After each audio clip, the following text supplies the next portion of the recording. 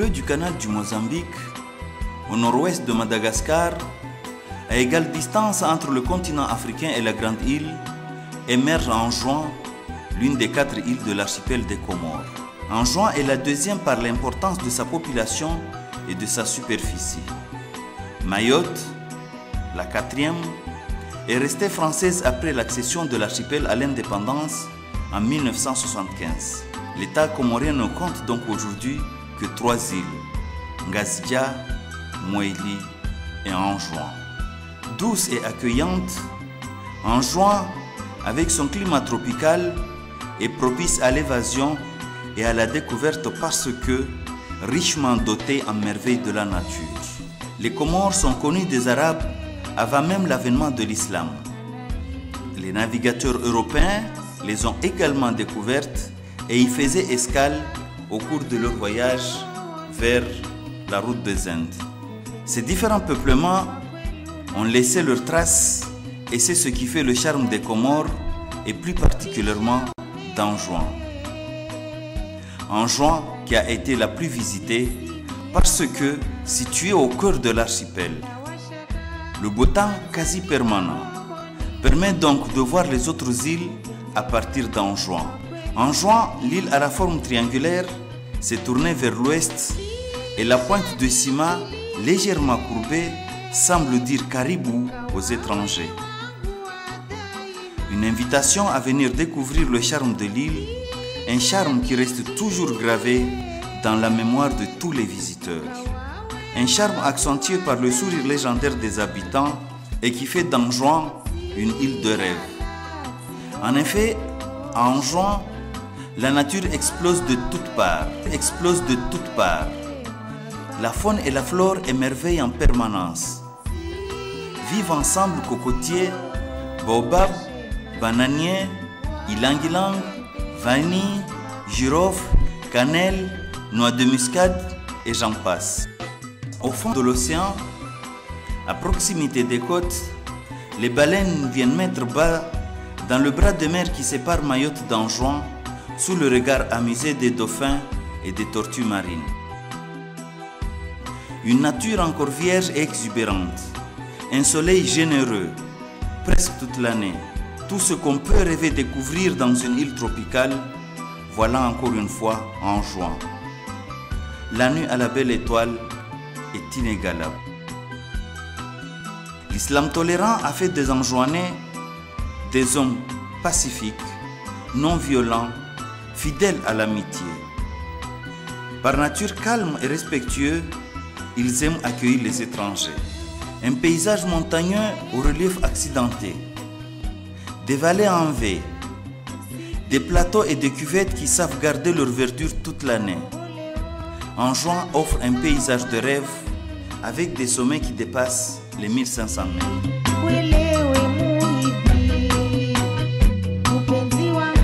Des cours d'eau jaillissent partout.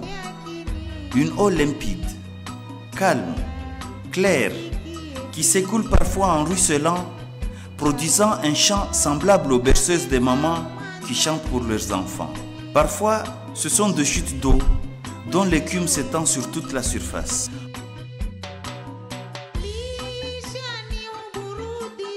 Anjouan a une histoire plusieurs fois millénaire. Les recherches nécessaires n'ont pas encore été menées pour savoir à quelle date exacte le premier homme a mis son pied sur la terre anjouanaise. Ce qui est certain pourtant, c'est que c'est la date d'avant l'avènement de l'islam. En effet, les Arabes ont commencé à venir aux Comores bien avant le 6e siècle de l'ère chrétienne. Et ils ont trouvé des villages bantous qui étaient déjà sur place.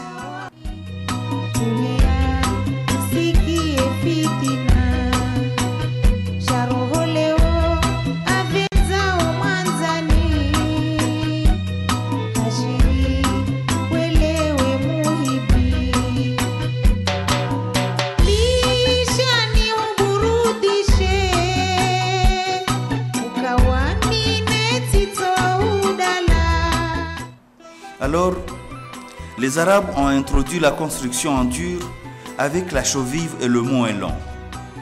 Mais ils ont également introduit leur culture, leurs mœurs et leurs traditions.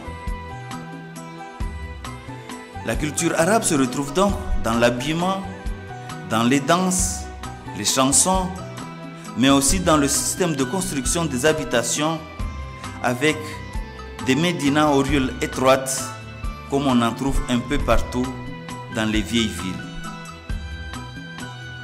L'art arabe se retrouve également sur les façades des mosquées ainsi qu'à l'intérieur des maisons avec des poutres décorées, des portes sculptées, de même que des malles et des lits bien ornés. Cette sculpture s'est mélangée à l'artisanat bantou et a traversé les siècles jusqu'à nos jours.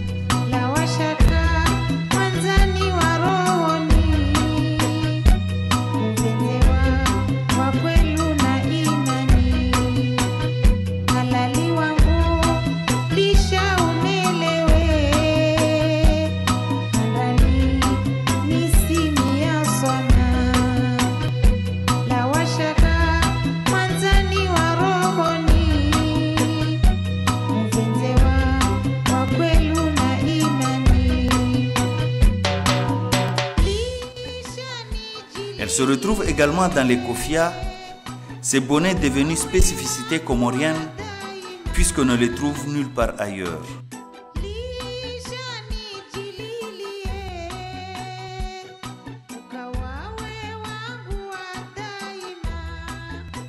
Plus remarquable de la période arabe païenne sont les tombes avec des dômes en forme de pyramide. On les trouve encore aujourd'hui dans les cimetières. Parmi les reliques qu'on peut encore visiter, le palais du sultan à Bambao et la citadelle de Moutsamoudou, ainsi que les grandes murailles qui entouraient les grandes villes pour les protéger contre les invasions extérieures. Plusieurs siècles plus tard, d'autres Arabes ont introduit l'islam. L'islam comorien en général et anjouanais en particulier est un islam tolérant, ouvert sur le monde moderne avec des valeurs démocratiques. Cette tolérance permet donc à la femme anjouanaise de prendre part à toutes les activités socio-professionnelles ainsi qu'à la vie politique. Par exemple, une femme était candidate aux dernières élections présidentielles. Cependant, la femme anjouanaise adore ses traditions comme le chiromani, se voile à la couleur vive,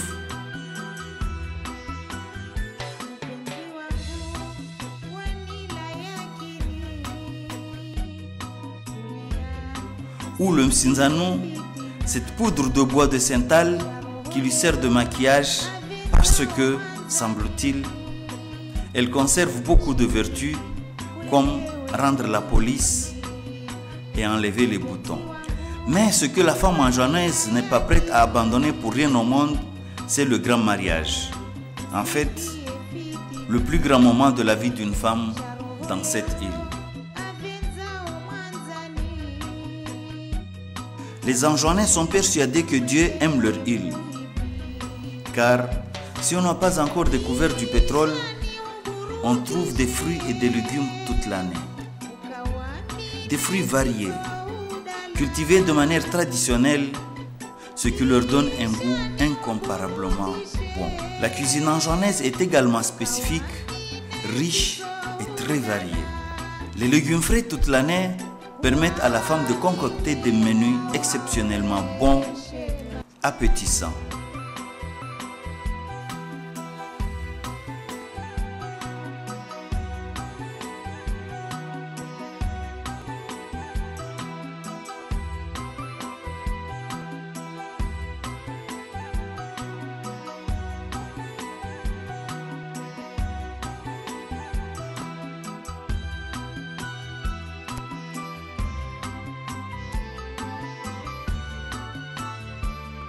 Pour mettre en valeur les atouts de l'île, les Anjouanais ont souhaité obtenir un changement constitutionnel radical. La République fédérale islamique des Comores est devenue donc l'Union des Comores. La nouvelle constitution accorde une très large autonomie à chaque île. Ceci permet aux dirigeants de nouer des accords de coopération avec plusieurs partenaires.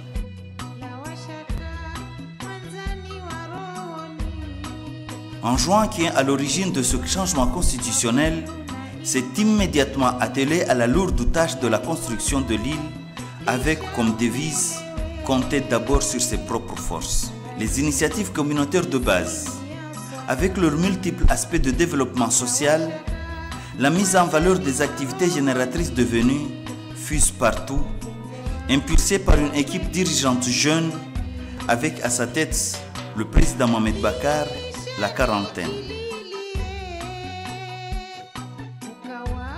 L'Anjouanais se réveille tôt le matin pour aller travailler car une devise dit « Le meilleur travail se fait toujours à partir de l'aube ». Par exemple, ce café situé au centre de la ville de Ouani ouvre ses portes à 3 h du matin. Il reçoit ses premiers clients immédiatement car ceux-ci préfèrent prendre leur tasse de café avant la prière de l'aube et partir immédiatement après au champ ou ailleurs. Parmi les secteurs clés de l'économie anjouanaise figurent l'agriculture et la pêche. Une agriculture qui utilise encore des méthodes traditionnelles et emploie l'immense majorité de la population active. Les produits agricoles de consommation côtoient les produits de rente. Les Comores, dont Anjouan fait partie, sont les principaux exportateurs mondiaux d'essence à parfum, ylang-ylang, jasmin, palmarosa, basilic, girofle et j'en passe. Figurent également parmi ces produits d'exportation la vanille et d'autres encore. Malheureusement, les produits synthétiques ont fait chuter énormément les cours mondiaux et la mévente frappe ces produits ces dernières années.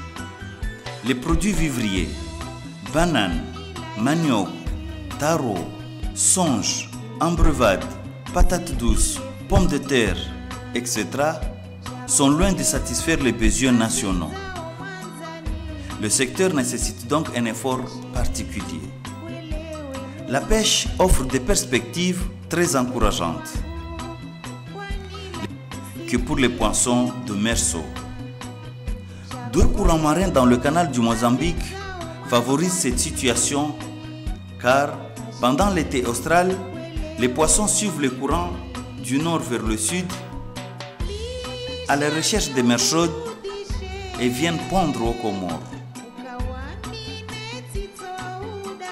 Le phénomène s'inverse donc durant l'hiver austral. Le brassage des houles rend donc favorable le développement des espèces marines dans la région. La mer anjouanaise contient également plusieurs sortes de crustacés, des crabes, des langoustes, des cigales de mer, des crevettes dont la pêche est malheureusement très peu développée. Dans la mer anjouanaise, on trouve également des moules, des huîtres, des paloudes, des concombres de mer, etc. La plongée sous-marine permet d'admirer plusieurs variétés de poissons multicolores, mais également le corail rouge, vert émeraude et noir.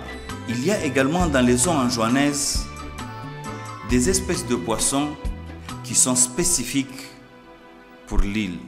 Cependant, la pêche rencontre encore beaucoup de difficultés. Les embarcations motorisées ne sont toujours pas légion et tout le monde pêche à la ligne selon la méthode traditionnelle. Malgré l'existence d'une école de pêche, les avancées dans le domaine restent encore insignifiantes. Aussi, les machines à glace et les chambres froides sont quasi inexistants. Et aucune structure de transformation du poisson n'existe encore à ce jour. Plus grave encore est le problème de sécurité en mer. Beaucoup de pêcheurs perdent leur vie chaque année. Le gouvernement fait tout pour maintenir l'ardeur de la population au travail et pour attirer les investisseurs étrangers. Grâce au nouveau code des investissements, un début d'industrialisation a vu le jour. Les investisseurs sont des étrangers, mais aussi des nationaux.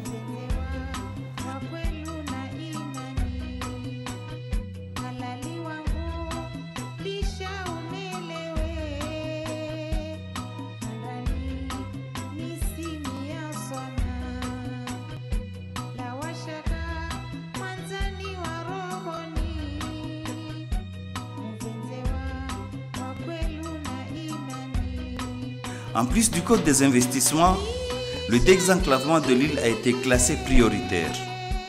Ainsi, le port en eau profonde de Mutsamudu sert de port d'éclatement pour toute la région.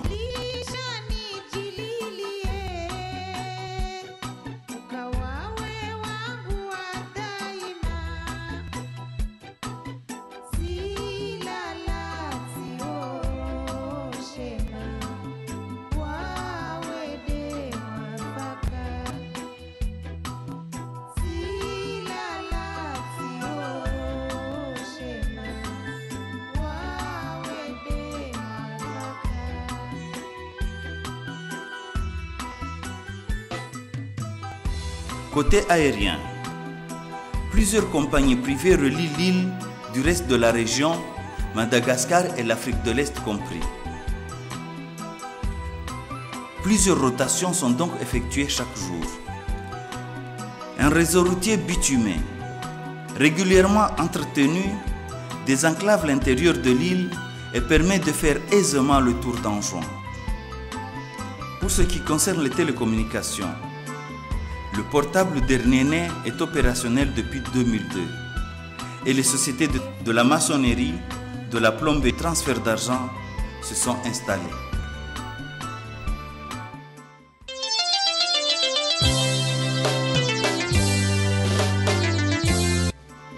Mais un pays a besoin de cadres pour son développement. Aussi, l'école d'enseignement technique de Wani forme des jeunes bacheliers dans les métiers de la mécanique, du froid et de la soudure. L'école d'enseignement supérieur de Paty